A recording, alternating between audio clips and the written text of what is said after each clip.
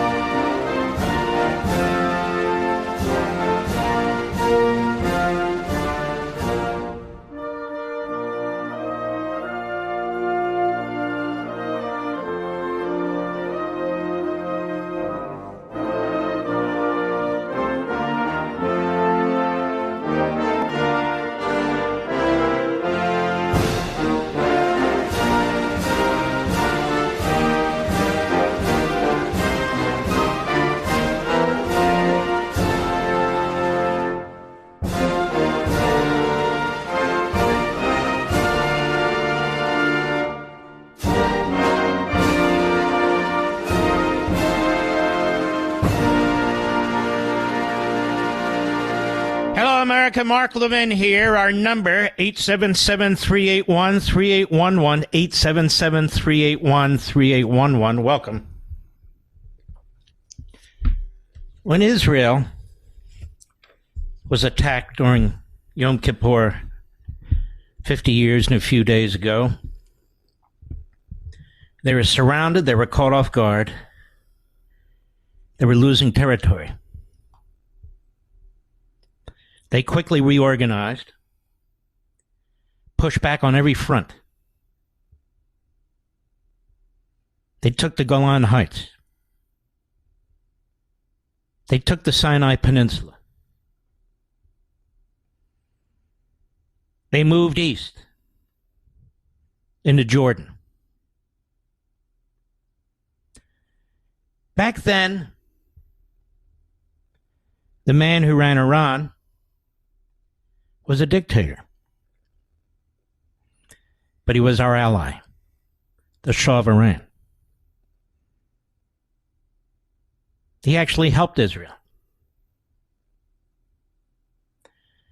But we couldn't have a dictator in the Middle East, under Jimmy Carter. The Shah of Iran was pressured to let the Ayatollah Khomeini to return from his five-star hotel in Europe. And he returned. He overthrew the Shah. They took over the country. They slaughtered tens of thousands of Iranians. And they took our embassy staff hostage.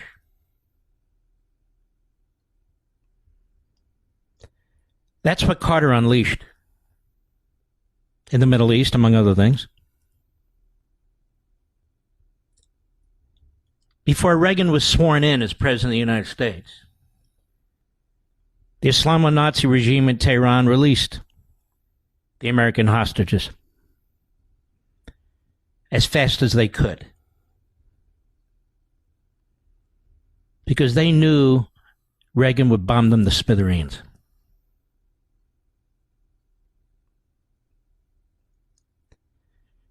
Ultimately, the Israelis entered into various quote-unquote peace deals. The Sinai Peninsula was given back to the Egyptians. But during that battle, the Israeli army was 50 miles from Cairo. They'd crossed the Sinai Peninsula. There was nothing to stop them. Then Brezhnev, the old Brezhnev of the old Soviet Union, contacts Nixon, because Egypt was a client state of the Soviet Union. And he says, we're going in. This has to stop. Nixon said, no, you're not going in. Or we're going in. Over the years, I've talked to people who were involved in that, and they said that their bombers, literally, several of their bombers, based in Germany,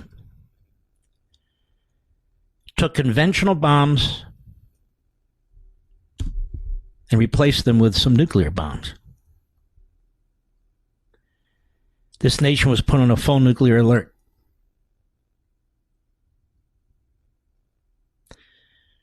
Israel, which could have literally conquered Egypt and destroyed Cairo, pulled back.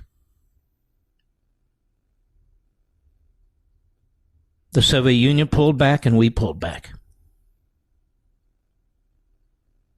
In the meantime, when that war broke off, Nixon calls in Kissinger 24 hours, less than 24 hours after they're under attack, and he says to Kissinger, what do the Israelis need? He tells them what the Israelis need, and Nixon says, double it. As fast as you can.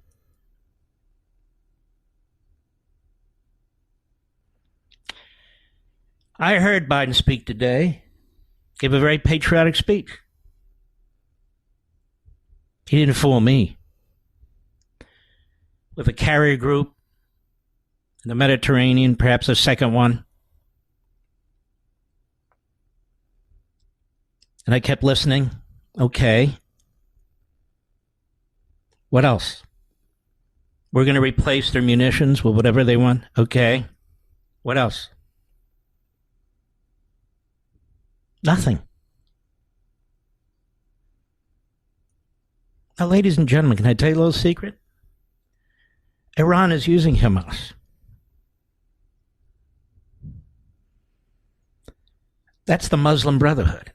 They're not even the same Muslims as the Muslims in Iran. Hamas is using its own people. Why? Because they're Nazis. They don't care.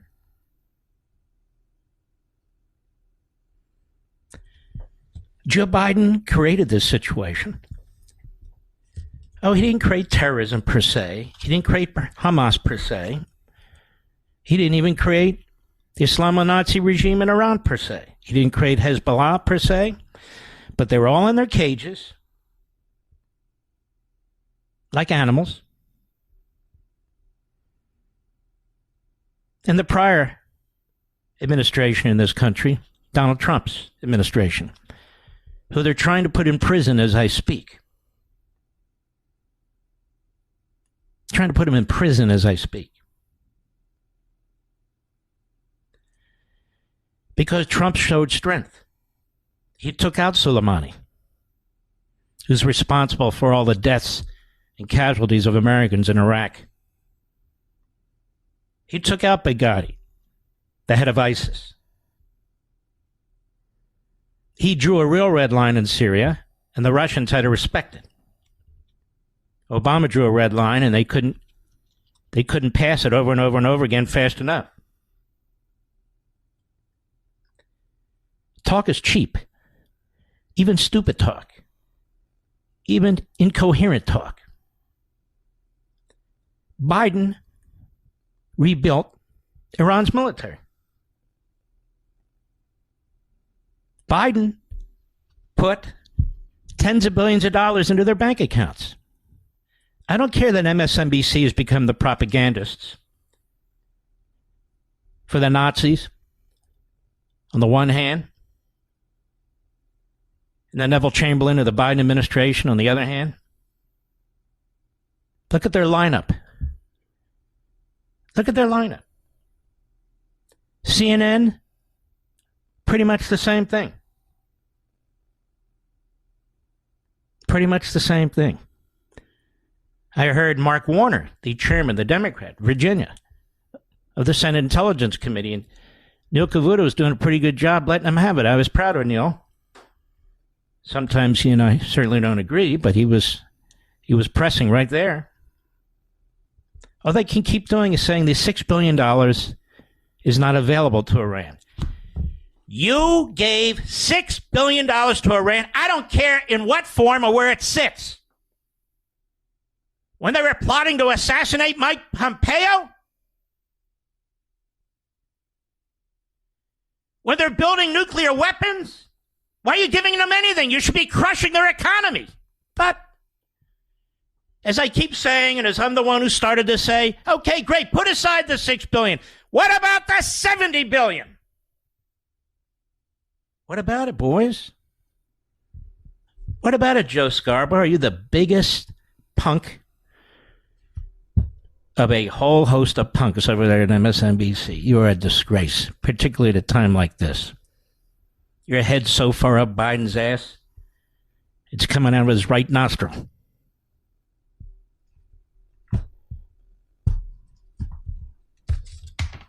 So now, after that tough speech that we will back Israel, period. Here in Politico, U.S. calls for proportionate Israeli response while not openly setting red lines. We support Israel taking necessary and proportionate action to defend its country and protect its people, said National Security spokesidiot Adrian Watson. What the hell does that mean? We were in Afghanistan for 21 years. Was that a proportionate response? The Biden administration created this situation to begin with. They betrayed the people of Israel as they have the people of the United States. And they have suffered mightily. And we've seen it. And it's not some sick, grotesque movie. It happened and it's happening. So my wife Julie says, what does proportionate response mean? So the Israelis should behead babies? Rape women? Grab grandmothers and grandfathers and drag them over the border? Threaten to execute them? Is that what they mean at the White House by a proportionate response? Because that's a proportionate response. I want to tell you something. We're going to have a guest on the program at the bottom of the hour. And this gentleman is really with a very small group. A very small group. And he sees all the protests taking place in this country, the Students for Justice in Palestine. Every media outlet has reported what they have said and what they're doing, every one of them. At MSNBC, the Hamas wing of MSNBC is very supportive of them. The Hamas wing, the Nazi wing, I should say, of the Democrat Party, protesting with them. Well, who are they? Who are they? I decided to take a look today. The hell is this group? Sounds like they're running a bunch of Confucius Institutes in America. Here's what they found. The Students for Justice in Palestine Network serves as the leading student arm of the BDS, Boycott, Divestment, Sanctions movement in the United States. They are not, as they claim, a grassroots student organization. It is a terror-affiliated anti-Semitic network that currently operates with autonomy and impunity at colleges and universities across the United States.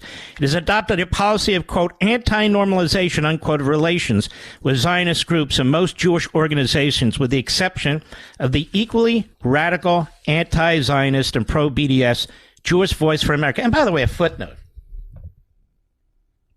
Mr. Ramaswamy, remember when you said Israel needs to stand on its own 2 feet? And the various cultures need to assimilate? Remember that, Mr. Producer? And he called me that weekend and he said, what is the issue here? I said, you don't understand the Middle East. It's impossible for the cultures to assimilate. And then he went off and said it again. Students for Justice in Palestine advances their proprietary view of Palestinian justice by undertaking initiatives to isolate, demonize, and ultimately destroy the state of Israel. Many students and university administrations have treated them as a pro-Palestinian equivalent to the pro-Israel student groups such as Stand With Us, the Israel on Campus Coalition, or Hillel. However, as this monograph documents, obviously I can't show it to you on radio, it is an extremist organization that maintains affiliations with Arab and Islamic terror groups, is overtly anti-Semitic, incites hatred and violence against Jewish students, and rejects the existence of the state of Israel in any borders. Right here on our college campuses, like Harvard. You see the statement the University of Virginia, Students for Palestine, Justice in Palestine put out? It could have come from Hamas. For all I know, it did. It's been linked to terror groups, and so forth and so on. I'm not done with this, but I have to take a break. I'll be right back. Mark Levin.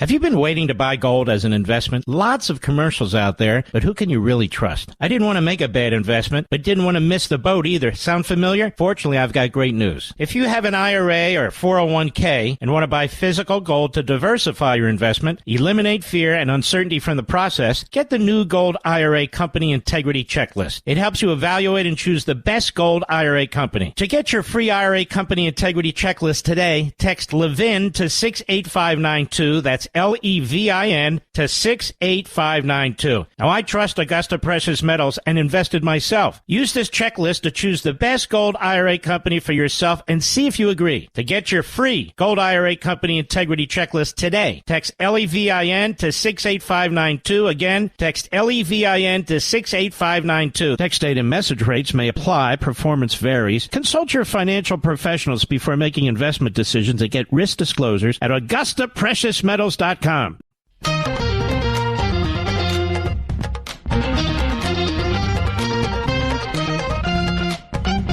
we've been infiltrated. It's funny how MSNBC, CNN, and really nobody has dug into the background of this organization. Students for Justice in Palestine. It's a byproduct of the American Muslims for Palestine, an organization whose leaders were former members of Palestinian Islamist terror organizations. American Muslims for Palestine was founded in 2005 by the former leaders of three organizations: Kind Hearts, the Islamic Association for Palestine, and the Holy Land Foundation. All three organizations were implicated by the U.S. government between 2001 and 2011 for financing Hamas. Tell me, are they on the terrorist watch list? Tell me, are governors around the country doing anything about this? You know one is. His name is DeSantis. DeSantis. I'm just curious. Has anybody asked Robert Ray? Not Robert Ray. What? Christopher Ray. Robert Ray's a good guy. Christopher Ray's a real load.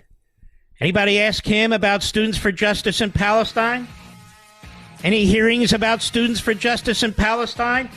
The Attorney General of the United States, do you have any problems with Students of Justice in Palestine? With their links, directly and indirectly, to terrorist operations?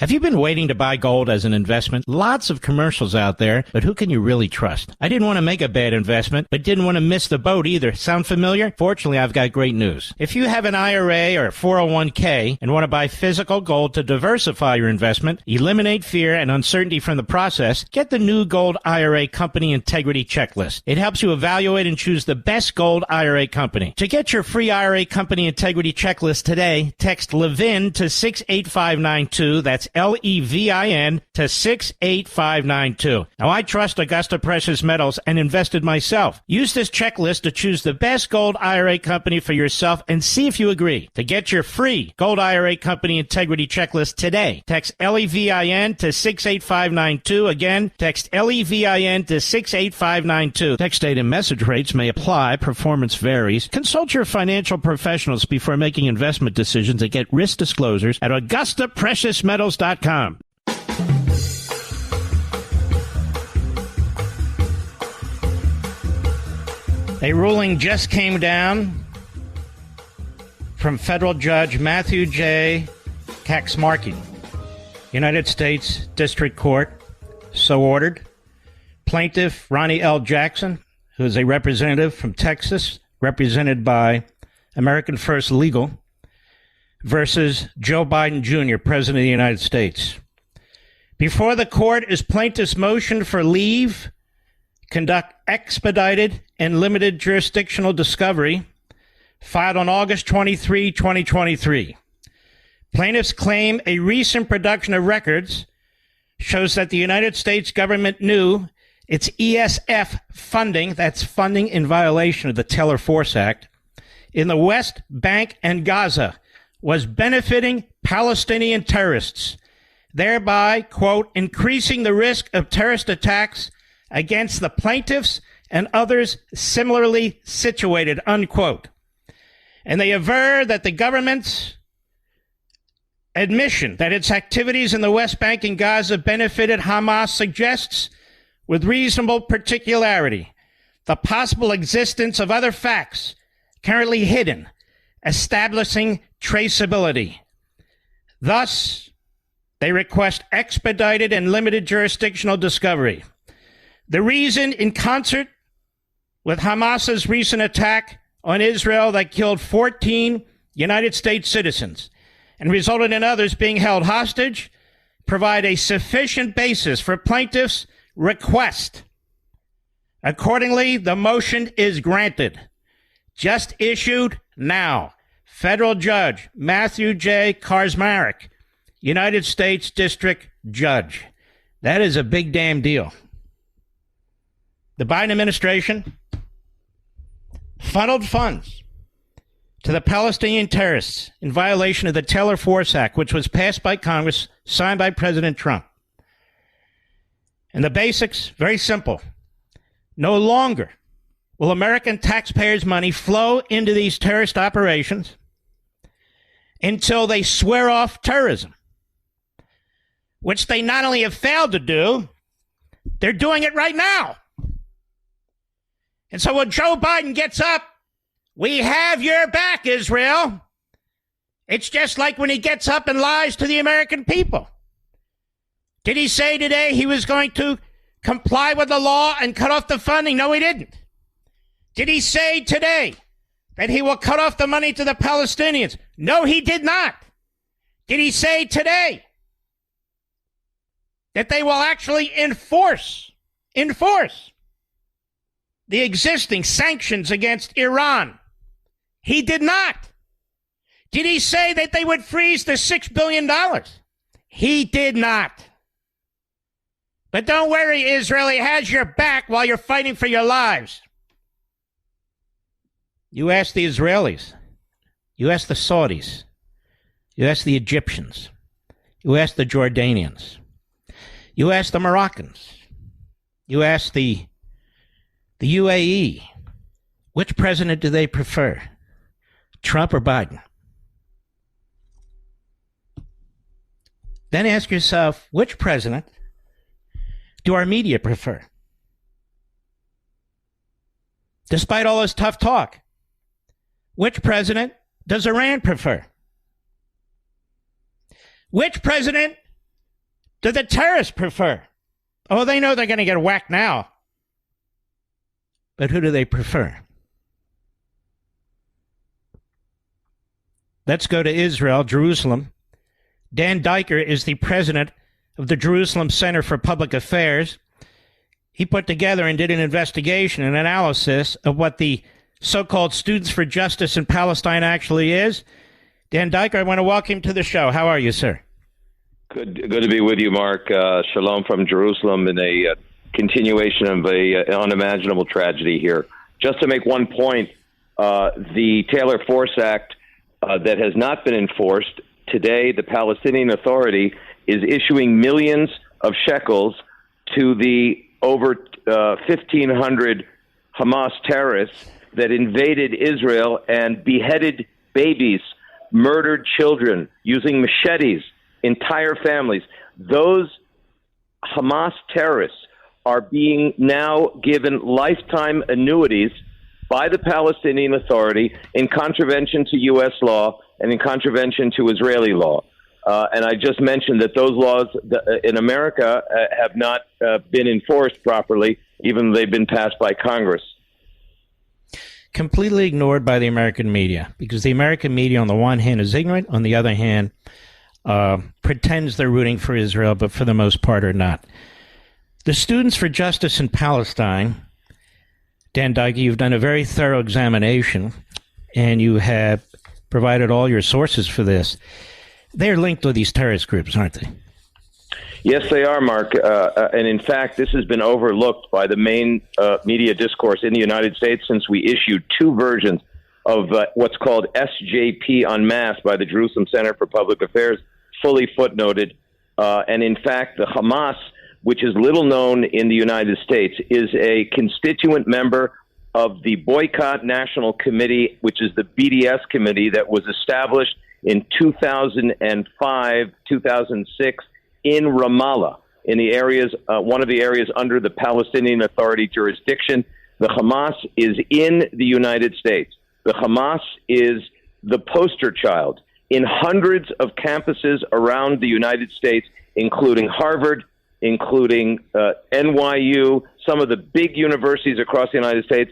The Hamas is the poster child for what they call justice, peace, and equality of the BDS movement. So they're not only murdering babies in Israel, but they have a massive amount of support across university campuses. And they have a massive amount of support, unfortunately, in the American media, especially on MSNBC and the New York Times and elsewhere, who have not done an expose. You did all the work for them. I noticed they ignore what you did. As I say, it's all footnoted. It's indisputable. And you say they're a byproduct of the American Muslims for Palestine. Tell us about that. That's correct. In fact, the American Muslims for Palestine was founded by Professor Hatem Bazian, who actually called for a violent overthrow of the United States, which we know in the Middle East, in Arabic as intifada. He called for an intifada in the United States. He was the chairman, the founder of American Muslims for Palestine, which were the refugees, the non-indicted co-conspirators in the largest terror financing case in the history of the United States, $12 million that were funneled into Hamas's coffers from the United States. There were some indicted conspirators that was called the Holy Land case, and a couple of other Islamic organizations were shut down by the United States Treasury. Jonathan Schanzer of FDD did some phenomenal work and actually testified in Congress. The Foundations for the Defense of Democracies is FDD, and brought that out into the public discourse. However, Professor Bazian founded not only AMP, which were the refugees of the Hamas-affiliated organizations that I mentioned, but he then founded Students for Justice in Palestine in 1992, and then the National Students for Justice in Palestine in 2010, and they are on hundreds of U.S. campuses. As a matter of fact, Mark, if you look online right now, in the last 10, 12 hours, there are calls supporting the mass extermination of Israeli children, babies, elderlies, by machetes and by mass executions by those very organizations. You can look it up right now on Google, and you can find this massive support for the Hamas mass murder of Jewish children and women and civilians that reaches over 1,000 people, which, by the way, Mark, is 10 9/11s. If you compare the population of Israel to the population of the United States at 350 million, Israel 9 million, we suffered 10 9/11s in 24 hours. It's unbelievable, and the people who listen to this program are well aware of this. And so my next question is this. These organizations on these campuses, they're only able to be on these campuses because the presidents, the deans, the faculty want them on these campuses. They're not required to have a group linked to terrorist organizations on their campuses. And then they're on 115 campuses. The University of Virginia just put out an outrageous statement, the students did. So these presidents and others at these universities could actually shut this down, couldn't they?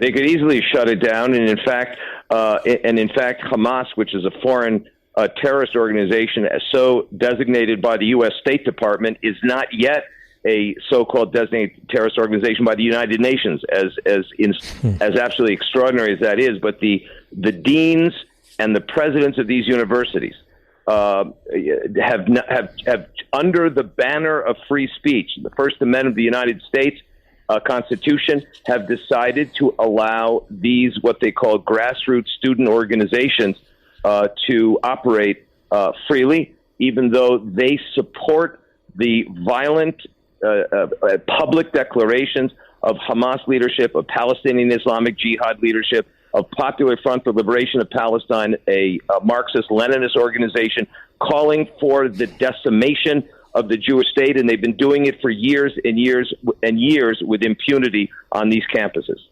You know, in this country, the communist Chinese have infiltrated our colleges and universities with these Confucius Institutes. Now we have the phony group here, the Students for Justice in Palestine, which is a front organization. So people are misled by a media in the United States that doesn't go behind these organizations, who founded these organizations, what the links are to these organizations. These are like Nazi-like college campus organizations throughout the country. They're having a big, event where they're pulling all their members together, and then you have these suckers on these college campuses who think this is some kind of a righteous group. But the giveaway is, when you are celebrating the extermination of Jews, which is what they celebrate, when you are celebrating the decapitation of babies, when you're celebrating the rape and all the atrocities that have been taking place the last 4 or 5 days in the Jewish state of Israel, something is horribly wrong with that. And you would think the media in America would take an interest in finding out what this group is. Now, they will now that I've had you on the show, because that's the way they work. We blaze the path, and then they pick it up. And when I say they pick it up, a lot of them won't. But some of them will and should, and that's thanks to your research. What else should we know about this organization? I don't know. You tell me they're not on our terrorist watch list? They're not on the terrorist watch list, and they haven't. And there's only been a couple of universities within the hundreds of universities that the students for the so-called Students for Justice in Palestine operate freely. They operate the annual Apartheid Week. That could be called the annual Israel Nazi Week. It's the exact same idea in politically correct nomenclature, because apartheid has become, unfortunately, in the American discourse, as American as apple pie when referring to the one small Jewish and democratic state.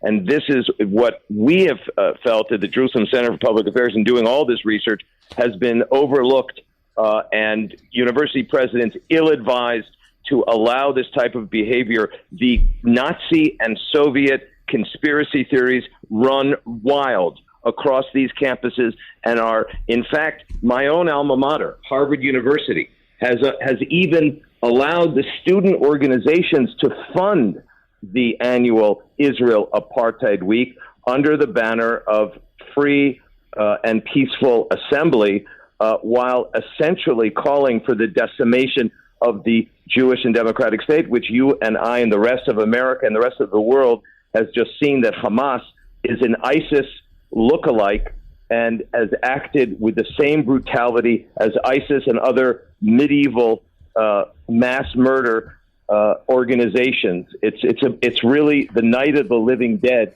has come to Israel, and the night of the living dead continues to operate with glee and with great fervor across hundreds of U.S. campuses today, supporting the Hamas's call for murdering Jews and destroying Israel. It's absolutely. And by the way, just to interrupt now because I have a hard break. Your report is on my social sites. It'll be on my website, America, all my social sites. And I want to thank you for all the work that you folks did and put into this. And I hope some media out there will hear about it, but there's tens of millions of you out there. You can spread the word too. Dan Diker, thank you, my friend. We appreciate it. Be safe. Thank you ever so much. jcpa.org. All the information is there for your viewers. It's free to download, and we'll be delighted to have your support and your interest in JCPA, Jerusalem Center for Public Affairs. And thank you, Mark Levin, we'll put a link on that, Mr. Producer, on all of our social platforms, if you don't mind. We'll be right back. Mark Levin.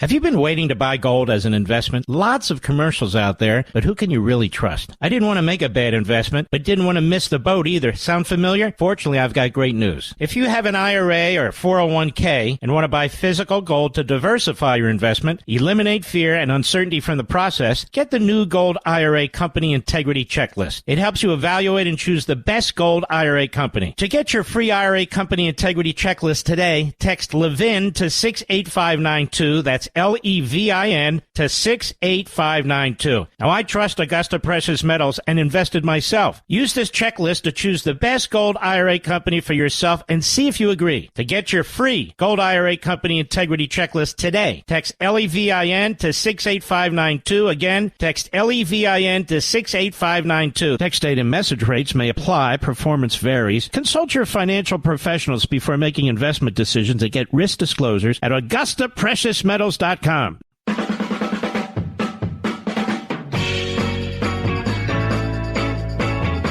Proportionate response.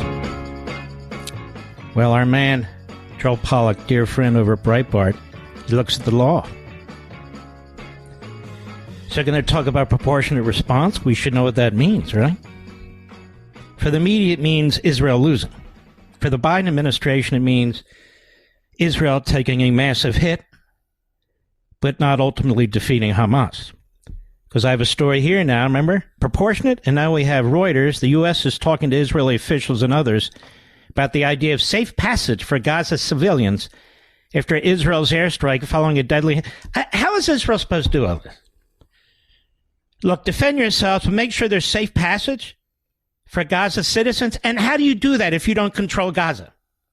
How do you do that when they're slaughtering your own people and your own soldiers? Have you ever heard anything like this? Hey, look. America and Britain. Make sure there's safe passage for the Germans in Dresden, okay? Make sure there's safe passage. Well, how are we supposed to do that? We're in the middle of a damn war. Now we're on a damn war on two fronts, maybe three. No, you don't understand. It has to be proportionate. I'm going to read this to you when we come back. It's very important. What Joel Pollack has written about over at Breitbart, one of my favorite sites. Well, ladies and gentlemen, you want to understand the Democrat Party and why we're in these positions? Why the border's wide open? Notice Biden didn't say anything about addressing that. I addressed that on Saturday on Fox. I addressed the $70 billion in oil sales on Fox. I began calling what the media were calling Gaza fighters and Palestinian militia. No, they're Nazis. That's why you listen to this show, I believe. The Democrat Party hates America. Now more than ever, America. Grab your copy on Amazon.com. It's very simple. It's still only a little over $17. Grab your copy. Please understand what's going on in our country and other countries. I don't know what else to say. It's right there. The Democrat Party hates America on Amazon. Be right back.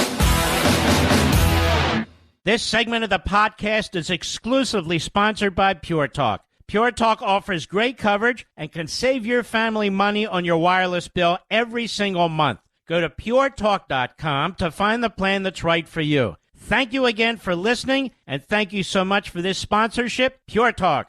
He's here. He's here. Now, broadcasting from the underground command post, deep in the bowels of a hidden bunker, somewhere under the brick and steel of a nondescript building, we've once again made contact with our leader, Mark Levin.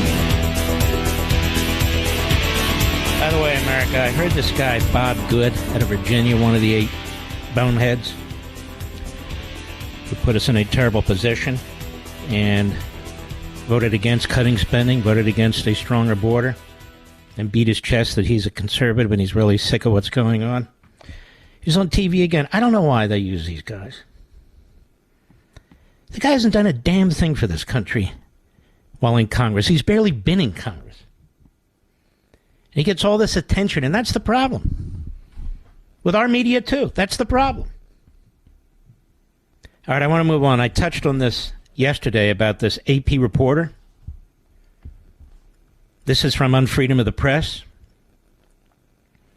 Maddie Friedman, former AP correspondent who covered Israel for a time, explained the modus operandi of most of her former journalist colleagues when reporting about Israel. The books I write have lasting meaning, America. That's why I keep encouraging the Democrat Party hates America. I had somebody come up to me literally at the gas station today. Couldn't stop talking about the book. It was amazing. But then that individual made it very clear that now he understands why we're in the pickle we're in. But I want you to listen to this. On November 30, 2014, she wrote an article in The Atlantic titled, "What the Media Gets Wrong About Israel. The news tells us less about Israel than about the people writing the news," says this former AP reporter. Friedman wrote, "Journalistic decisions are made by people who exist in a particular social milieu, one which, like most social groups, involves a certain uniformity of attitude, behavior, and even dress. The fashion these days, for those interested, is less vests with unnecessary pockets than shirts with unnecessary buttons. These people know each other, they meet regularly, exchange information, and closely watch one another's work. This helps explain why a reader looking at articles written by the half-dozen biggest news providers in the region on a particular day will find that though the pieces are composed and edited by completely different people and organizations, they tend to tell the same story." Sound familiar? So does this. Quote, "In these circles," she writes, "in my experience, a distaste for Israel has come to be something between an acceptable prejudice and a prerequisite for entry."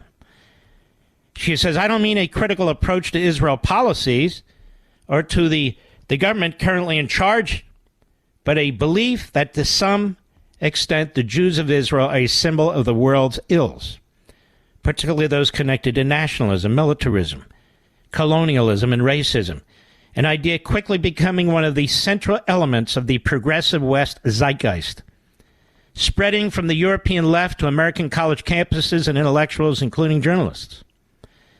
And in this social group," she writes, remember, she was an AP reporter reporting on Israel in the Middle East, "this sentiment is translated into editorial decisions made by individual reporters and editors covering Israel, and this in turn gives such thinking the means of mass self-replication." And I ask, have you ever wondered how the terrorist group Hamas receives so much favorable coverage in the American and international press? Friedman explains. Remember, this is Unfreedom of the Press. This is many years ago. She said, "Most consumers of the Israel story don't understand how the story is manufactured, but Hamas does. Since assuming power in Gaza in 2007, the Islamic resistance movement has come to understand that many reporters are committed to a narrative wherein Israelis are oppressors and Palestinians passive victims with reasonable goals and are uninterested in contradictory information.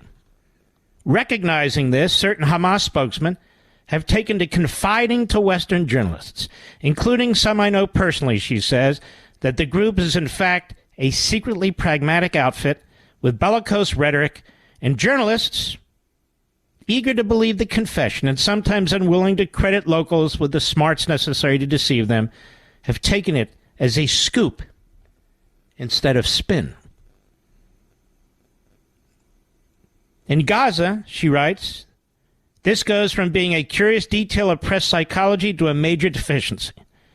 Hamas's strategy is to provoke a response from Israel by attacking from behind the cover of Palestinian civilians, thus drawing Israeli strikes that kill those civilians, and then to have the casualties filmed by one of the world's largest press contingents, with the understanding that the resulting outrage abroad will blunt Israel's response." She says this is a ruthless strategy and an effective one. It is predicated on the cooperation of journalists. One of the reasons it works is because of the reflex I mentioned. If you report that Hamas has a strategy based on co-opting the media, this raises several difficult questions like, what exactly is the relationship between the media and Hamas? And has this relationship corrupted the media? Then I write, as recently as 2018 in May, the media reporting Hamas's aggressions against Israel was so distorted that America's ambassador to Israel, David Friedman, felt compelled to publicly author an opinion piece condemning the press. 2018. He wrote in part that for weeks, Hamas has been pursuing a direct and unambiguous operation against Israel. On Fridays, if they're stirring up emotions at weekly prayers, it incited waves of Gaza residents to violently storm the border with Israel, hoping to break through and kill Israeli citizens and kidnap Israeli soldiers. In addition, given the likelihood that these malign efforts would fail, Hamas also created kite bombs painted with swastikas that it launched in Israel's direction when the winds were favorable. Some 60 Gazans, the overwhelming majority of whom were known Hamas terrorists, lost their lives because Hamas turned them into a collective suicide bomb. They were neither heroes nor the peaceful protesters they were advertised to be, at least not before the liberal media entered the scene. Ambassador Friedman was so disgusted with the newsroom antics and dishonestly he blew the whistle on them. He wrote, desperate for a narrative to discredit the president's decision to move our embassy to Jerusalem, they broadcast the opening ceremony in a split screen, simultaneously displaying the Gaza riots, and condemned the insensitivity of the ceremony's participants to the carnage that seemed next door on TV, but which in actuality was occurring 60 miles away. The next day, the liberal media vilified everyone associated with the embassy move and glorified the poor Hamas terrorists. Failed diplomats who never brought peace or stability to the region were pulled out of mothballs to regurgitate their calcified thinking. And the most deranged even accused the administration of having blood on its hands. Tellingly, not a single pundit offered a less lethal alternative to protecting Israel from being overrun by killers or its soldiers from being within range of pistols, IEDs, or Molotov cocktails. Then I write, on Christmas Day in 2018, the New York Times published as news an event by the Lebanon-based Iranian-backed terrorist group Hezbollah, intended to portray the killers in a kumbaya moment. It was a perfect piece of propaganda in the New York Times. Their news story, so-called, set the stage this way, quote, the Iranian cultural attaché stepped up to the microphone on a stage flanked by banners bearing the faces of Iran's two foremost religious authorities, Ayatollah Khomeini, founder of the Islamic Republic, and Ayatollah Khamenei, the current supreme leader. To the left of Ayatollah Khomeini stood a twinkling Christmas tree, a gold star gilding its tip, angel ornaments and miniature Santa hats nestled among its branches, fake snow-dusted, fake pine needles. This is the New York Times. Today we're celebrating the birth of Christ, the cultural attaché, Mohammad Mehdi Sharami, announced into the microphone, and the 40th anniversary of the Islamic Revolution. Hallelujah, boomed another speaker. Elias Hachem, reciting a poem he had written for the event, quote, Jesus the Savior is born, the King of Peace, the Son of Mary, he frees the slaves, he heals, the angels protect him, the Bible and the Quran enhance. We're celebrating a rebel, proclaimed a third speaker, the new mufti of the Shiite Muslims of Lebanon, the rebel in question being Jesus. The Hezbollah compares its wanton terrorist bloodlust against the Jews with the life of Jesus and the birth of Christianity. And the mufti's novel, religious, and political thinking, says the New York Times, is not novel at all. It is a purposeful act of propaganda aimed at the New York Times and its ilk and in its works. The Times editorialized favorably within the news columns, and it goes on. The New York Times has been in the back pocket of the Nazis, the back pocket of Hezbollah, the back pocket of Hamas, and it will lead the charge, and then most of the rest of the media will follow, as it uses propaganda to turn Israel into the vicious, overpowering, government with a bloodlust, because that's what they do, as the Israelis bury their dead, if they can find them. I'll be right back. Mark Levin.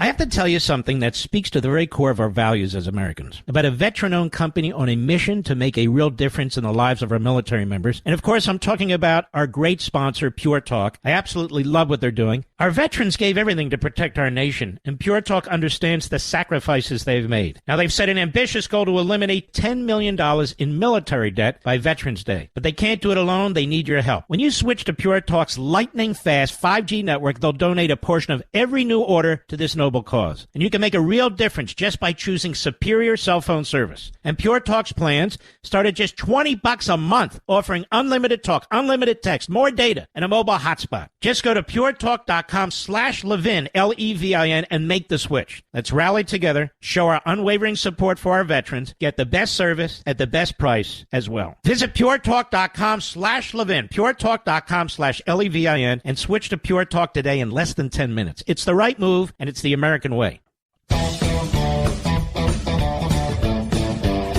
Congressman Mike Waltz is a combat veteran, unlike most of the people who are talking about these terrorist acts that have taken back. Welcome, Congressman. I'm already seeing on MSNBC and CNN and in some of the print media the effort to limit Israel's ability to destroy this enemy.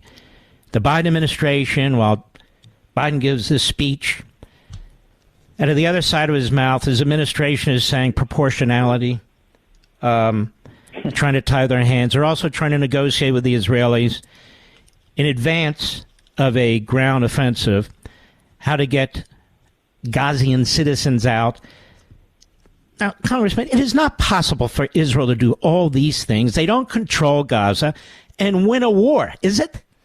Yeah, Mark, you and I know how this is going to play out. Israel is going to go do what it must do, what it has to do in Gaza, and what the Israeli people expect the IDF to do. But I promise you, sadly, within maybe a week, if not sooner, of Israel being on the ground, you are going to start to see all the anti-Semites in the UN start to squawk. Then you're going to see the EU get weak-kneed, and then you're going to see the Biden administration start to talk about a ceasefire and proportionality and all of those things. And look, they already showed their true colors from the U.S. Office of Palestinian Affairs and the tweet that they deleted, and Blinken as well when he said he agreed with Erdogan that we need to talk about de-escalation in ceasefires, which he since then deleted. So we know where this administration already wants to go. And like I said, they're already saying the quiet part out loud. Let's talk about the out loud part they said out loud. I was watching Biden today, very patriotic. Everyone notices he never mentioned Iran. His administration continues to say, well, we believe Iran's a bad actor. We can't prove they're behind it. Even though Hamas and Hezbollah and Iran have said Iran was behind it, I guess they need more proof than that. Now, all that said, Congressman, we're not cutting off their oil. That is, we're not going to enforce the oil embargo that's been placed on them. Quite the opposite. They have $70 billion because we wouldn't. They're not freezing the $6 billion. They're not stopping the hundreds and hundreds of millions going to the Palestinians. We just had a federal judge, you may not have heard this, order as a result of the case in which Ronnie Jackson is the petitioner, but it's brought by America First Legal, and my wife Julie was even working on that case. That said they're violating the Taylor Force Act, which means money, our taxpayer money, is going to Hamas and the Palestinian Authority, and they're killing people. And the judge ruled, you're right. That's what we have so far, and the judge is going to now oversee a motions trial, I guess, in which they're demanding more information about where this money went. We are funding terrorists and terrorist regimes, are we not? Oh, absolutely, Mark. You laid out what you would have hoped Biden would have announced, or any president with a spine that's coherent. I would have added to your excellent list. I would have added to that demanding that Qatar extradite Ismail Haniyeh, the leader of Hamas, who is literally sitting in a five-star hotel in Doha, Qatar, cheering this whole thing on as he's probably having some chai or latte with his Iranian handlers. So there's so much more he should have done. There's not just refreezing the $6 billion, the hostage money, and literally all they have to do, Mark, is pull back the assurance letters that they gave to the international banking system. They gave these banks what they call assurance letters saying sanctions won't apply to the $6 billion. They can pull that right back. It's refrozen. They can also stop the waivers of the $10 billion on top of that $6 billion that's going that are waivers for Iraq and other countries to buy Iranian oil. We already know that there's $30 billion a year from Chinese purchases of Iranian oil. And then something else that nobody is talking about is the $7 billion line of credit that they have from the IMF. Those are all things that we should have heard Biden talking about. Those are all things that we could do right now. But yet we didn't even hear Iran come out of his mouth. At the end of the day, Iran is the head of the snake, Mark. Iran has declared war on the West. They've declared war on democracy. They've declared war on peace. They absolutely hated and were existentially threatened by the Abraham Accords. And I firmly believe that Mohammed bin Salman, the Crown Prince of Saudi Arabia, saying to Brett Baer, we are this close, which would have mean all of the Gulf Arabs would have been aligned with Israel, which would have been absolutely historic, was the final straw that they unleashed their foot soldiers. And this is, Israel, Gaza, Lebanon, those are all battlefields for Iran's war on Israel and the United States. And until we acknowledge that, till we declare it, till we hear it from a commander-in-chief, this is just going to continue. And on top of this, they're going to get nuclear weapons, and Biden's not going to do a damn thing about it. He's not going to do it. He has done the opposite. He's made it easier for them to get nuclear weapons. We've used the statistics on this program before. And can you imagine them with nuclear weapons, blackmailing, threatening, maybe using, and not just in the Middle East, but us?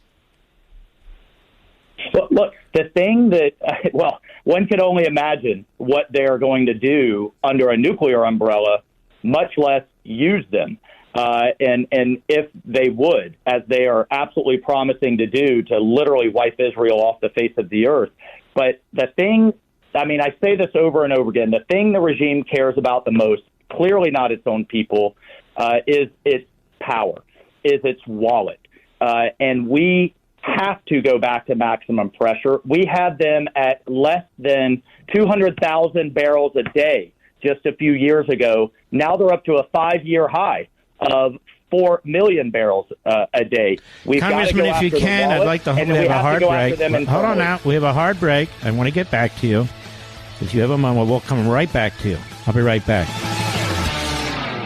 I have to tell you something that speaks to the very core of our values as Americans, about a veteran-owned company on a mission to make a real difference in the lives of our military members. And, of course, I'm talking about our great sponsor, Pure Talk. I absolutely love what they're doing. Our veterans gave everything to protect our nation, and Pure Talk understands the sacrifices they've made. Now, they've set an ambitious goal to eliminate $10 million in military debt by Veterans Day. But they can't do it alone. They need your help. When you switch to Pure Talk's lightning-fast 5G network, they'll donate a portion of every new order to this noble cause. And you can make a real difference just by choosing superior cell phone service. And Pure Talk's plans start at just $20 a month, offering unlimited talk, unlimited text, more data, and a mobile hotspot. Just go to puretalk.com/Levin, Levin, and make the switch. Let's rally together, show our unwavering support for our veterans, get the best service at the best price as well. Visit puretalk.com/Levin, puretalk.com/Levin, and switch to Pure Talk today in less than 10 minutes. It's the right move, and it's the American way.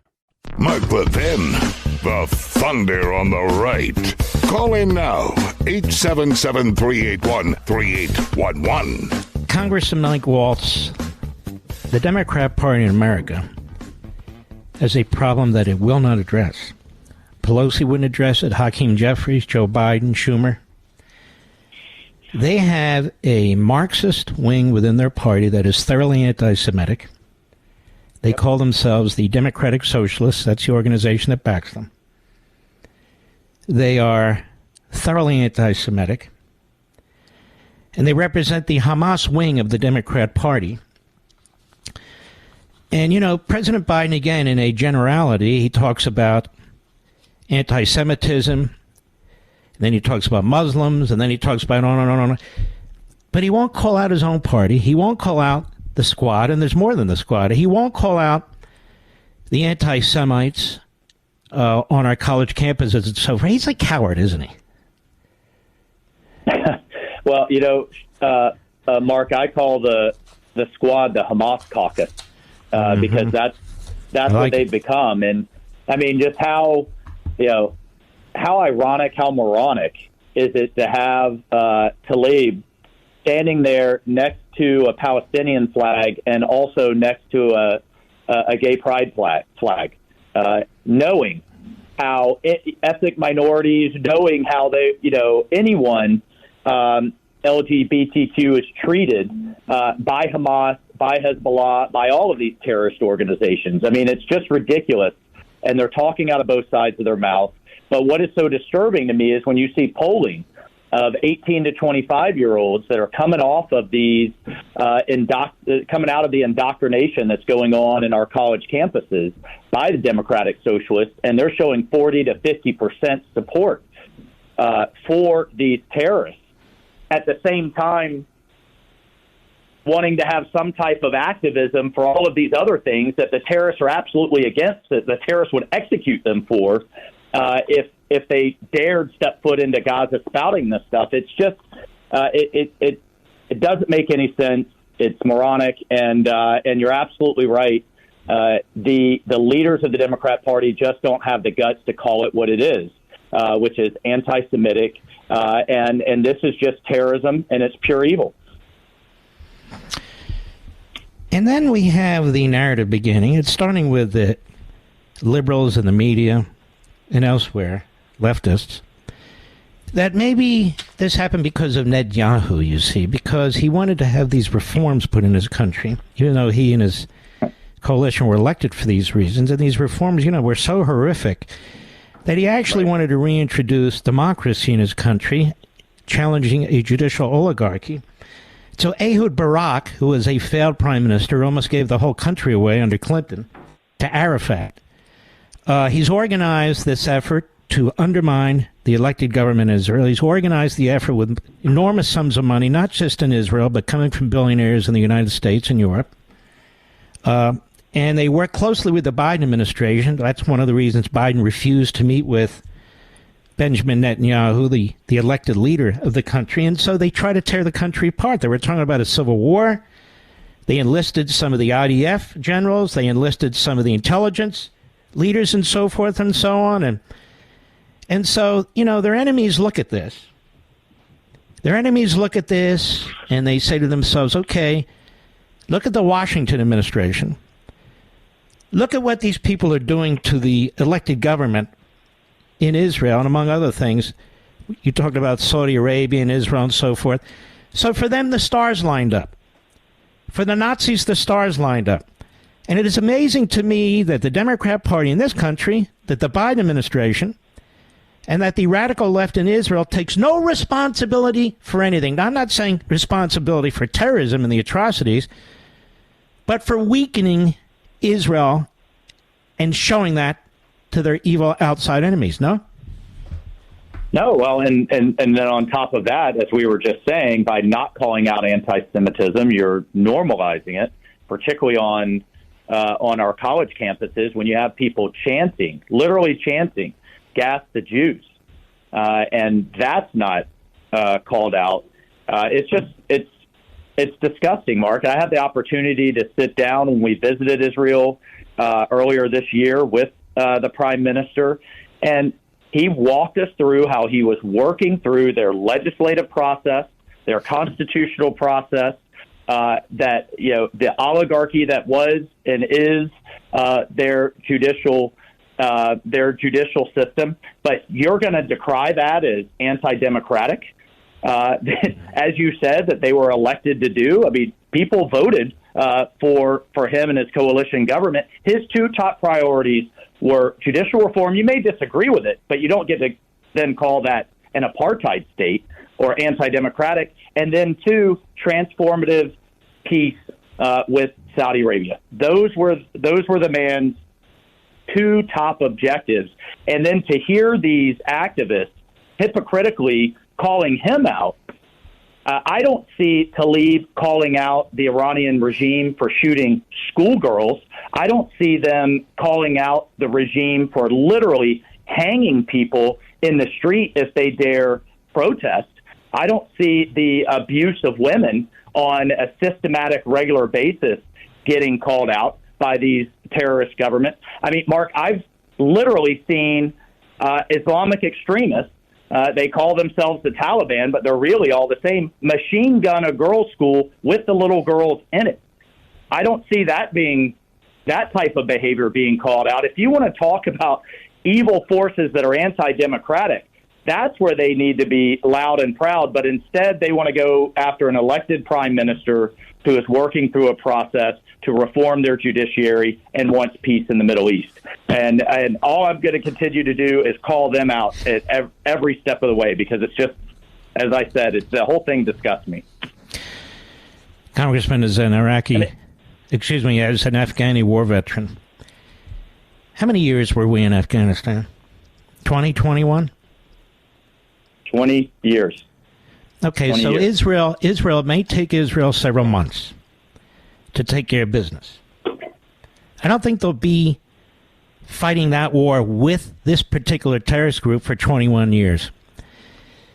But they do need some time. And the problem is, in the United States, that's time for the anti-Semites, that's time for these other groups, that's time even for the Democrat Party that has always hated Netanyahu and has tried to undermine his administration, to organize a massive propaganda campaign, which is what they always do. Right. And so you and I and others who believe in liberty, who believe in our alliance with Israel, who believe that the enemy are the terrorists who've attacked us over and over again and so forth and so on, we need to stand up to this, don't we? Well, we are standing up, and we'll continue to stand up, Mark. Yeah, you're right, and we need to support Israel as they head into what is going to be a brutal, difficult, and long fight. My fear is you're going to see a hostage chain to every single military target. I do expect some type of deal to be cut. I hope we can at least get the women and children out. But they're going to go in hard. And, the other shoe that I'm waiting to drop is the Northern Front. Oh, yeah. And, I fear that they're going to get bogged down in street-to-street fighting, which is going to be difficult. The most vulnerable part of a tank is from the top, and those high-rise buildings are going to give a lot of opportunity. And then they have those massive tunnel networks. And I was able to visit the Iron Dome headquarters. Their MO is to completely overwhelm the Iron Dome, literally make it run out of bullets with dumb rockets, and then follow it up with precision-guided missiles that Iran has provided to go after Israel's critical infrastructure.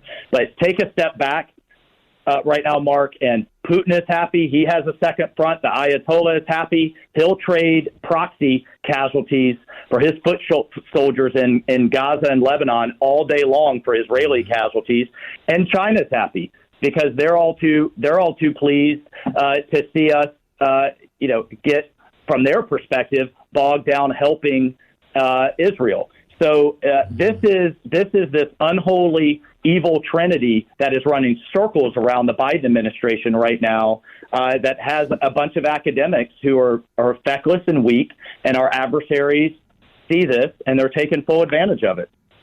All right, I know you have these speaker votes or whatever's going on there. I have deep resentment for these 8 people who claim to be conservatives who are not conservatives. I've looked at their background. I've looked at what they've done. But they sure as hell get a lot of TV time as a result of it. And I want to thank you for your service to the country and your service now, Mike Waltz. You take care of yourself, and I'd love to have you back. Mark, in the military, we call this a circular firing squad. Mm-hmm. And I'll just remind everybody that the enemy is outside the wire, and they have shown their evil face. That's what we should be focused on. So I'll do everything we can to get our act together here so that we can fight the true enemy abroad. Thanks, Mark. All right. God bless you. I'll be right back. Mark Levin.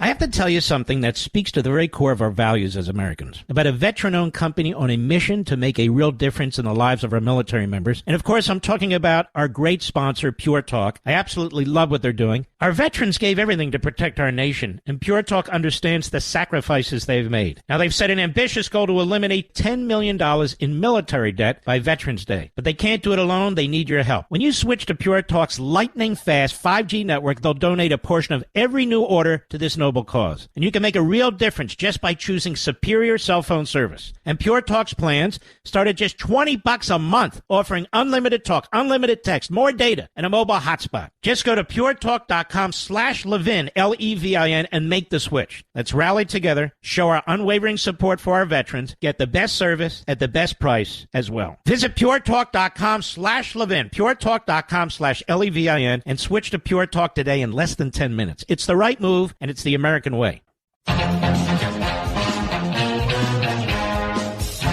So I was mentioning that our buddy Joel Pollack over at Breitbart, I never forget, he write here, proportionality, why international law gives Israel a freer hand against Hamas.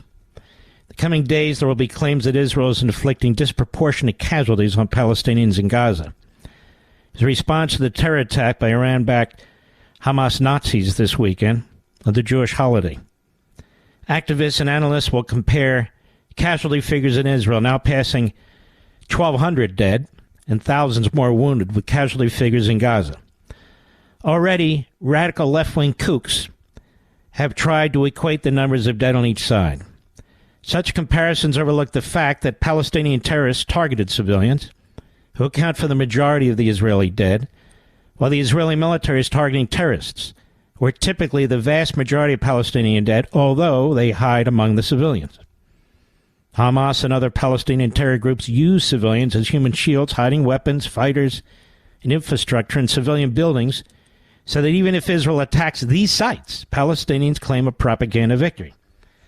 And they're there at the New York Times ready to take notes. Palestinian deaths will continue to rise as Israel invades Gaza to attack Hamas and rescue their citizens. Israeli casualties will likely stop climbing, provided Hezbollah does not open a second front by attacking from Lebanon.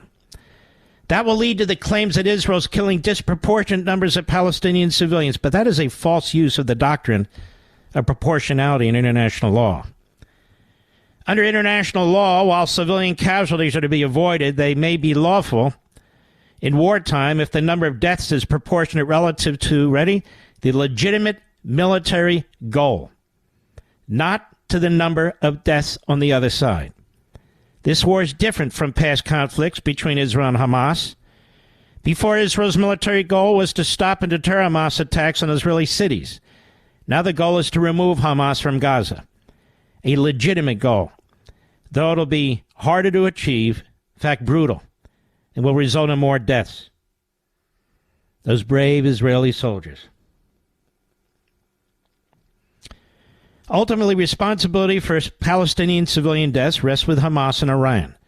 To launch this conflict, Israel will likely do what it has done in the previous conflicts, call off airstrikes where civilians are spotted, warn residents of imminent missile strikes, and place its own soldiers at risk rather than wipe out entire areas. Although we did that, World War II, and I think Israel may just have to resort to that. But in terms of international law, Israel has far more leeway than it did before, though its critics will claim otherwise. That is Joel Pollack over at Breitbart. Governor DeSantis today, this guy is the real deal. Whether you want to vote for him or not, this guy is solid as a rock. Not to offend, but to tell the truth. Florida Governor Ron DeSantis announced that the state would be increasing sanctions against Iranian businesses after the country celebrated the attacks on Israel conducted by Palestinian militants. This is from The Hill. The Iranian government rejected allegations it assisted Hamas with its preparation for the... Oh, well, we'll rely on the Iranian government to tell us what it's doing. Oh, sure. DeSantis was joined by members of the Florida legislature and leaders of the Jewish community at the Shul of Bar Harbor, a synagogue on Surfside, to introduce his new proposal. He said the proposal shows that as we stand with Israel, we sanction Iran. Introduced in the next legislative session, the proposal will increase sanctions on Iran and block Iranian businesses in the state of Florida. Our proposed legislation will, of course, reinforce Florida's commitment that we don't do business with state sponsors of terrorism such as Iran.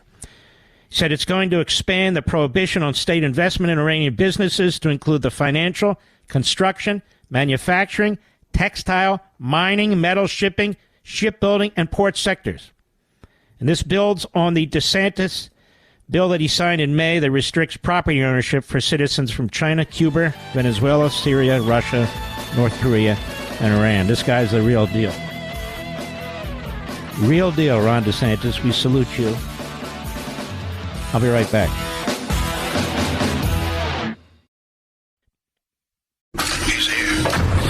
He's here. Now, broadcasting from the underground command post, deep in the bowels of a hidden bunker, somewhere under the brick and steel of a nondescript building, we've once again made contact with our leader, Mark Levin.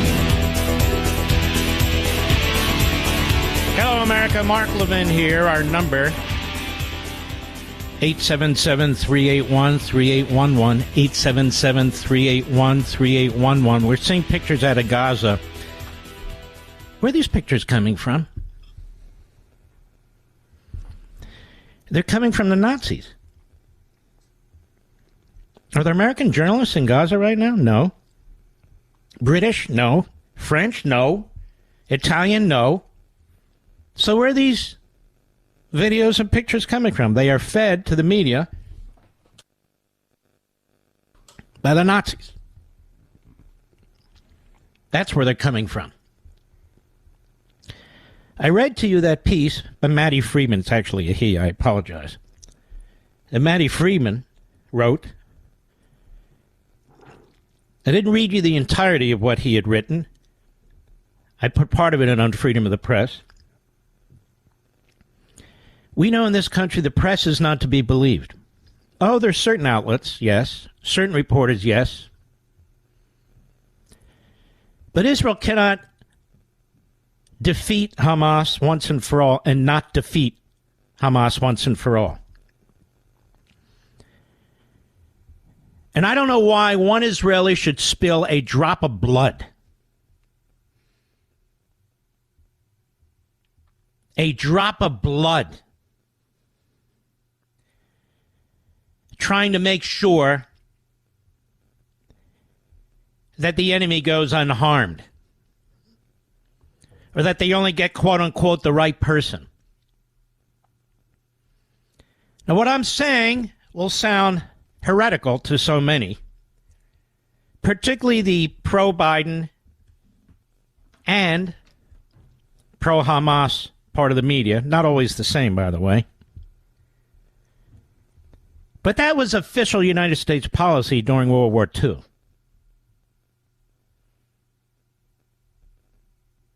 American soldiers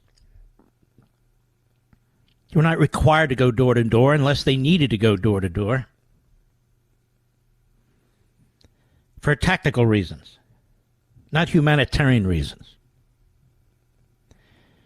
There was no debate after we attacked on Pearl Harbor about how many enemy casualties there would be. No debate whatsoever. How many enemy casualties would there be in Japan? How many enemy casualties will there be in Germany? How many enemy casualties will there be in Italy? We call it the greatest generation because it is and was. Since then, we don't appear to know how to fight wars. You know, when Nixon did the Christmas bombing of Hanoi and Hanoi Harbor for 10 days, B-52s, relentless, 24/7.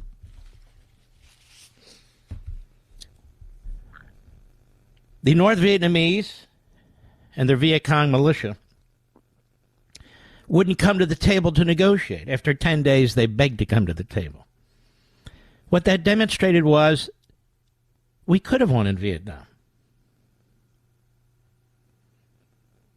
But we didn't. Not because of the brave men who fought. We lost 58,000 of them. But because the way we fought. Doesn't matter how many soldiers you pour into a fight, a battle. When you have the capacity to destroy their capital, the capacity to destroy everything, and you choose not to. It was really I'd say Korea and then Vietnam were really the first wars they're not fought to win. My opinion. And most of the wars we have fought since, not all, but most, have had the same mindset. Afghanistan. We sent our Yanks into the valleys, into the mountains. You look at Joey Jones. What a remarkable human being on Fox. Lost both of his legs, IEDs. How many of our men fighting over there were killed? Going door to door. Why do we develop technology, and I'm not even talking about nuclear technology, even conventional technology that has the capacity to do damage for miles at a time and not use it? Is it righteous to lose a war? Is it righteous to substitute an American for a terrorist? I'm sick and tired of this proportionality, legal or not. I'm sick and tired of it. Victory. The word victory is never used. Wasn't used by Biden today.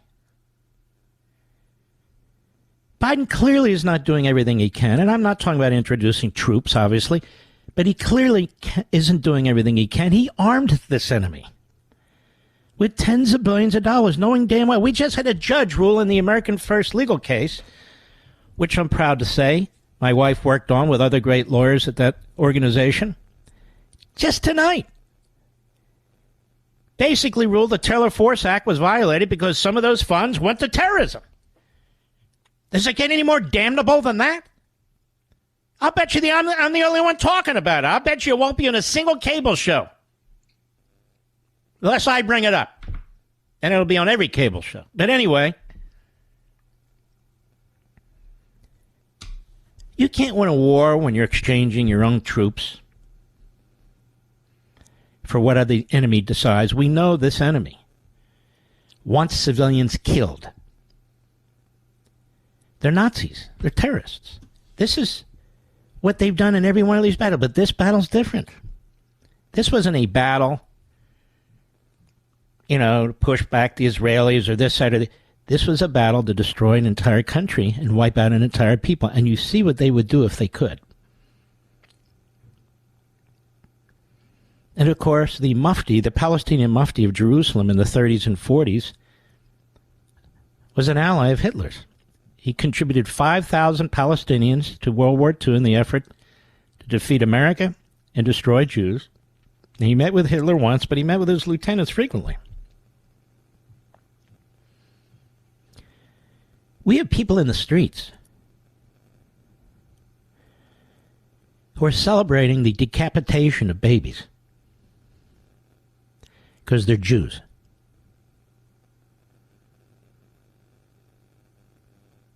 None of these videos affect them. None. The girls screaming who are being taken off or taken to Gaza right in front of our eyes. And I'm supposed to, what? Shed crocodile tears for what's going to happen to these people? I'm not. Maybe I'm the only one who will voice it, but I'm not.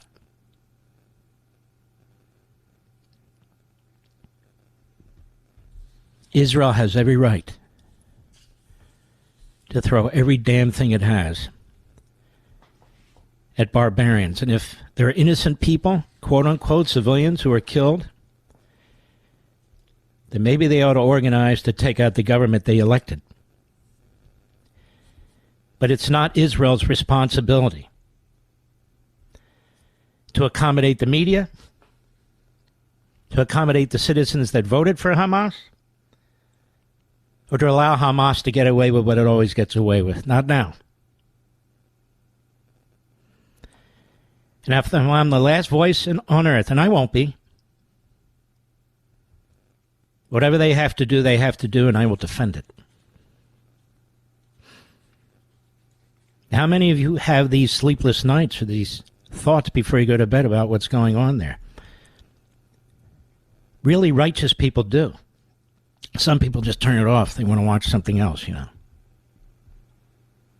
It's hard to watch, but it's going on. We have a very weak president. We have a country that has used student visas and other immigration policies to allow people into our country who hate us, who are rooting for another Holocaust. What a disaster. I'll be right back. Mark Levin.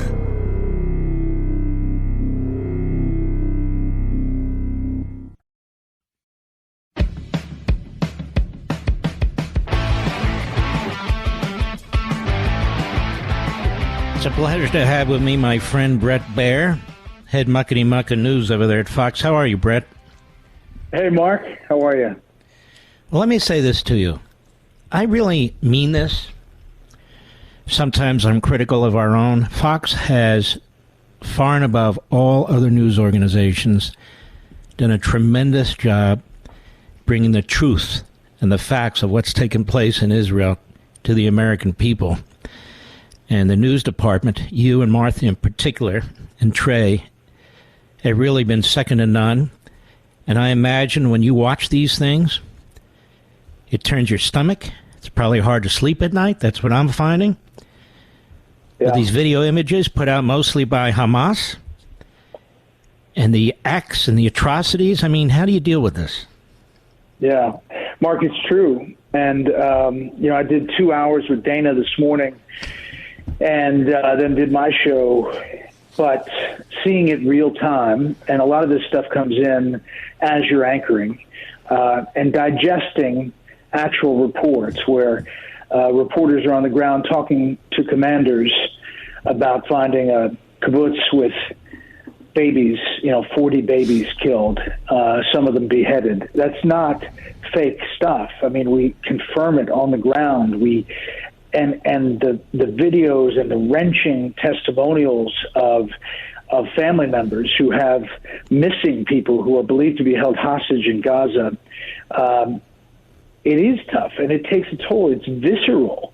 And so I think you have to express that, and you have to take a deep breath and be able to cover it in a fair way, but also face the horribleness, it's not really a word, but the depravity of it, so that people understand what we're watching. And we're watching something that, as you've said before, is Nazis, exponentially. It is the second Holocaust, and I've read your stuff, and I think you're right on after having anchored hours at a time.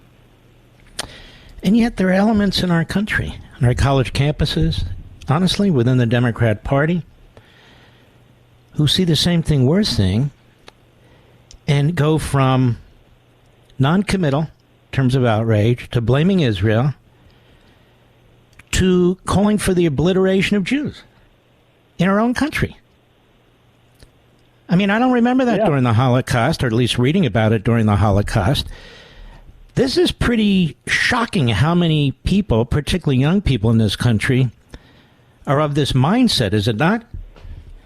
It is, and that's why I think it's so important to tell those stories from the ground. I mean, this is not military on military. This is not just tit for tat. This is not the long battles that we've seen back and forth. This is civilians, families, kids, babies. That's a different level. And so we have a duty to show it. And, you know, maybe some of those people have a change of mind after they see it. One more question, because I want to get to your fantastic book, too. The administration says that they'll support Israel come hell or high water. Yet an assistant national security advisor several hours back talked about proportionality. The response needs to be proportionate. My wife says to me, what, the Israelis have to rape and maim and decapitate? That's proportionate. In other words, this is absurd. Why don't we let the Israelis do what they have to do? They're a humane people. They have a democratic government. They're facing annihilation. I don't remember people telling us what to do after 9/11. We were in Afghanistan for 21 years. This is problematic as far as I'm concerned. You're either going to have to defeat an enemy, or you're not going to defeat an enemy, and you're going to have your soldiers go door to door to door, get whacked one after another. That's a tiny country. And then there's Hezbollah sitting there. There's Syria sitting there. Of course, the big one, Iran, is sitting there. Do we really expect Israel to fight this with hands tied behind its back? Yeah, I agree with you. And I think this is going to be the challenge, because what's going to happen is Israel is going to do what it sees fit. And that includes annihilating and eliminating Hamas, which is going to be a very ugly public process. And letting Israel do that without weighing in or somehow hindering it anyway, I think is going to be the challenge, not only for the U.S. administration, shouldn't be, but it will be, and also for countries in the region.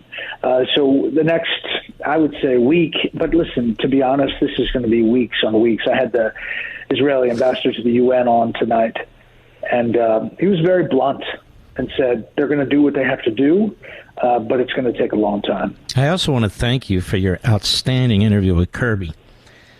I mean, he kept wiggling, and you wouldn't let him out of the box there, and you kept saying, wait a minute, that's not what I'm saying. Yes, we know that, but that's not what I'm saying. That's the kind of reporting I think the American people need. I want to get to your book, because it actually relates, and I think Americans can identify with this. It is a fantastic book. You sent me an early copy. I read it. I'm sort of a self-made historian in many ways, a constitutionalist. To rescue the Constitution, George Washington and the fragile American experiment. Well, let me ask you, George Washington faced a hell of a lot of challenges. What kind of general was he? You know what? He answered the call every time. He was a reluctant leader. He answered the call as a military man. He would go on to be the commander of the Continental Army. He led them, which was a tough group. The soldiers, he called, when he first saw them, exceedingly dirty and nasty. However, he inspired them and fought beside them and inspired leadership. He built them up, kept them going, and convinced them they could win. He went on after the victory to be called up again. All he wanted to do was go home to Mount Vernon and be with his wife, Martha. But he was called up again because the country was falling apart and the colonies were battling each other. It's actually one of the most divided and dangerous times of the era. The fractures are so great that a lot of the country feels like maybe we should go back to British rule. That's when the Constitutional Convention starts in Philadelphia, starts to rework the Articles of Confederation, and then they decide, you know what, that's not going to work. We've got to start over. And George Washington is the figure that holds it all together as embodiment of what the document ends up being, the greatest legal document that provides liberty to any country. I want you to stay with us because we're going to have a break soon, but my question is this. Do you consider George Washington the greatest president, or one of the greatest presidents, maybe one of the two greatest presidents in American history? And why? what was it about this man and his character and his capabilities that he was able to lead the army, win the revolution, lead the nation, and then retire and go home? What was it about this man? The book is To Rescue the Constitution, George Washington and the Fragile American Experiment. I encourage you to get it. We will link to it on all my social platforms, so you can just grab it real fast. I'll be right back. Liberty's voice, Mark Levin. Talk with that voice now. 877-381-3811. The Revolutionary War was a brutal, brutal war. Thousands of American colonists, militia and soldiers died on the prisoner ships parked outside of New York from dysentery, from eating rancid food, and God knows what else. In fact, almost half of the deaths that occurred during the Revolutionary War occurred in those prison boats. And as my friend Brett Baer writes, Washington had to fight through all this. He didn't have a lot of victories. He had a very small professional army compared to the militia he had, and he had to keep them together. He had to keep them in fighting order. He had to win key battles. And so my question to you, Brett Baer, is do you consider him, subsequent to all of this, helping keep the nation together, the greatest president in American history, or certainly one of them? Definitely. I mean, listen, he was called to serve, first president. Imagine what it's like for him. There is no model. No one left him a note in the desk telling him what to do. No one passed him the torch. I mean, he was the torch. So every aspect of the presidency really had to be invented anew, and he would create this executive to what it is today. But his biggest, maybe most significant action was when he left after 2 terms. There was no prescribed limit on how long a president could serve, and so he didn't declare himself indispensable. And this was the peaceful transition of power. You know, Mark, there's this story. After John Adams is inaugurated, second president, they're heading out of the room, and Adams stands back to allow Washington to go first. And Washington turns to him and motions Adam forward and says, "You're the president now." And, you know, everything I researched about this man suggests that he was the reason that the country stayed together. He was the reason that it was founded the way it was founded. These are not, you know, just stories made up. These are in diaries, in little nuggets that we call them in the history books, and in the archives. And so, yes, I think he's definitely the best. I look to others. Ulysses S. Grant kept us together and prevented the Second Civil War. I think Reagan was a fantastic president and a communicator. I think Dwight Eisenhower was overlooked as a president that history will look back at and say he kept us peaceful during the Cold War. And Washington had a hell of a cabinet. He had some really big egos there, didn't he? First of all, Adams is vice president. He has Jefferson in there and Hamilton, who hate each other's guts. Yeah. And in addition to all that, Jefferson was really aligned with the French. Hamilton really aligned with the British. They were going at war, that is, the French and the British. You write all this stuff. They're leaking to the media to try and sort of undermine each other. And Washington had to deal with all of this, right? It wasn't just smooth going as president of the United States. No, far from it. He had troubles. He was not perfect, made mistakes. He conceded. There was still a battle for dominance between federal power and states' rights. I mean, that's still a battle today. And, you know, Mark, in the big picture of this book about the Constitution, and there's a lot of people that question, does it work today? It was far from perfect. It wasn't. But you look at that document and the process of constitutional amendments, 27 of them, first 10, obviously, Bill of Rights.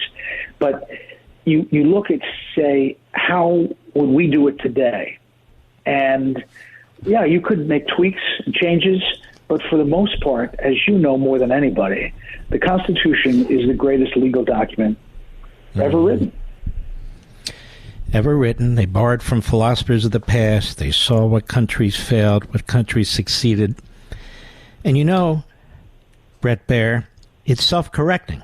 Now, not on a whim, not with a faction or a simple majority, but ultimately it's self-correcting, and it has been corrected. But it was also, Brett Baer knows this. Folks, get his book. It is a tremendous book. I know these are very difficult times right now, but every now and then you got to take a little break to rescue the Constitution. George Washington, the fragile American experiment.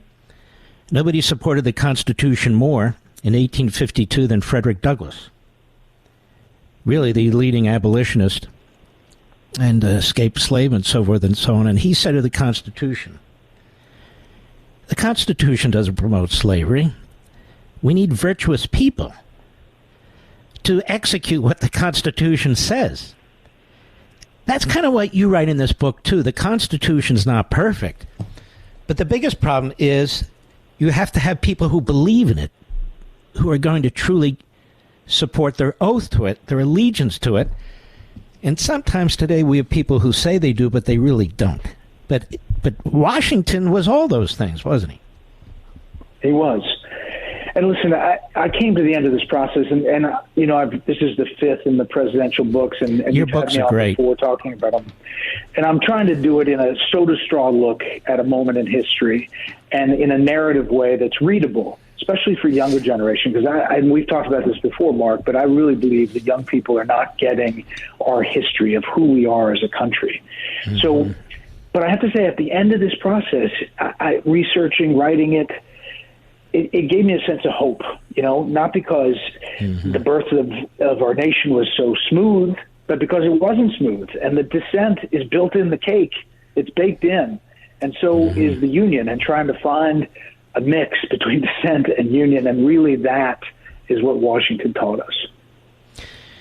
And when you and your folks do the research, and you write the book, and you edit the book, and you finish the book, because this happens with me, too. And here you have this book. It's a fantastic book, ladies and gentlemen. You say to yourself sometimes, all right, this is really good. And sometimes you say, I wonder what the reader will think. So when you finished this book, what did you conclude? Listen, I've been through this process. The first one took 3.5 years. And each one since has been about 1.5 years because I got the blueprint. I have a great team, researcher, co-author. We bounce back and forth. But at the end of this book, I was actually the most proud of this one. I use the beginning and end to talk about current times and things that we're facing now. But I think if somebody reads this book, you just get a sense of who we are at the very, very beginning. And I just think that's important for the big pendulum that we face every day. And listen, we fight these battles every day about what's right and wrong. But if we go back to our founding fathers, they had a pretty good sense of things. So when you saw, as a journalist, and I tell people journalists can be patriotic, not all are, but you certainly are. When you saw monuments coming down, including the desecration of George Washington, Lincoln, and others, I guess what you felt was, my God, these people don't know history at all, do they? What were you thinking? So sad. I saw that happen as I was writing my last book, To Rescue the Republic, about Ulysses S. Grant. And I actually start the book with a frame of watching this television report out of San Francisco, where a statue of Ulysses S. Grant was being taken down. They said because he owned slaves. He did more as a president for blacks, the black community, for fighting slavery, for going after the KKK than arguably any president. And yet here he was being taken down. George Washington, removed from school names. And after if you read this book of all that he did, they knew that the slavery issue was wrong. They just couldn't deal with it at the time. They were trying to start the country, but they knew, inherently that here is a document providing liberty. So you were going to say that one man is 3/5 of a man. They knew there was a problem, but they wanted to get the country moving. And So I think our history can tell us a lot, and yeah, I felt sad when I saw those statues going down. By the way, no other and country... angry, frankly. Angry, yeah. No other countries fought a civil war to end slavery. There's not another one on the face of the earth. And slavery still goes on in the world. In the Middle East and Africa and other parts of the world, which nobody pays any attention to. But I want to tell you something. I want to ask you one question, Mark. I want to ask you one question. At the end of the book, there's this experiment with a progressive group, a conservative group, and a libertarian group. And they say, okay, write a constitution. Yeah. And they basically come back with the same document. Libertarians say, leave the document as it is, but then at the end put, we mean it. And the progressives say the Electoral College is a problem. We're going to make some tweaks. But for the most part, it's the same document. And the conservatives say there are some problems here. Executive power is not clearly defined. But it's the same document. If we had a constitutional convention, and you've talked about this, what do you think would come out today? I don't think they could agree on where to meet right now, to be perfectly honest with you. Yeah. That's a whole other story. Brett, you're a good friend. Yeah. You really are. People don't know we talk often enough. Yep. And he tries to set me straight, But anyway, no, he's good. The other way around. No, I'm just kidding. And I want to encourage you to rescue the Constitution, George Washington, and the fragile American experiment. I cannot recommend it strongly enough. It's on Amazon. It's discounted. It should be in every major bookstore. It just came out the other day. It's unfortunate it came out now, but there's no control over that. But you can still order it, still have it, still gift it during the holidays and so forth. And it is a refreshing, truly historical account, things I didn't know, about the great George Washington. Great job, Brett Baer. God bless you, my friend. Thanks, Mark. Thanks for having me on. All right, you take care of yourself. I know how much work goes into a book. And I know it's sad that it comes out at like a time like this. It's the nature of the beast. We can't control that. And you haven't heard me talking much about my book because there are priorities. But when you watch the news on TV, there's still commercials, there's still sponsors. Things have to continue. But there are priorities. And this is a fantastic book.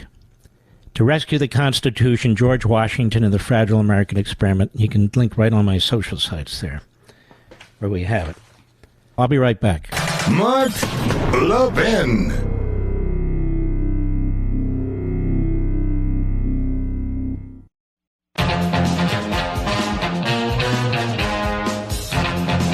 I was watching on TV not too long ago where one host said to another that, well, Donald Trump has been called a Nazi over and over again, and the response from the person was, oh, really? When? Well, repeatedly. Nazi, neo-Nazi, Nazi-like, Hitler-like. On most of the reprobate cable channels, CNN and MSNBC, but especially at MSNBC. But whatever you do, don't call the Nazis, that is, the Palestinian terrorists, Nazis. Don't call them Hitlerian. Save that for Trump and these extreme MAGA Republicans. Remember how the Democrats would accuse Donald Trump of putting little kids in cages? Remember AOC accused him of that, which of course he didn't do. They're trying to sort out who their real parents were because, amazingly enough, there weren't papers. And yet, some of these same individuals, the Democratic Socialists, AOC, they feign concern about the slaughter of little babies and kids that have taken place in the Middle East with their mealy-mouthed, quizzling language. All right, folks, there's always tomorrow. Well, not always, but hopefully. We salute our armed forces, police officers, firefighters, emergency personnel, our truckers, freedom fighters, our brothers and sisters in Israel, and all the men and women trying to save them. See you on Hannity.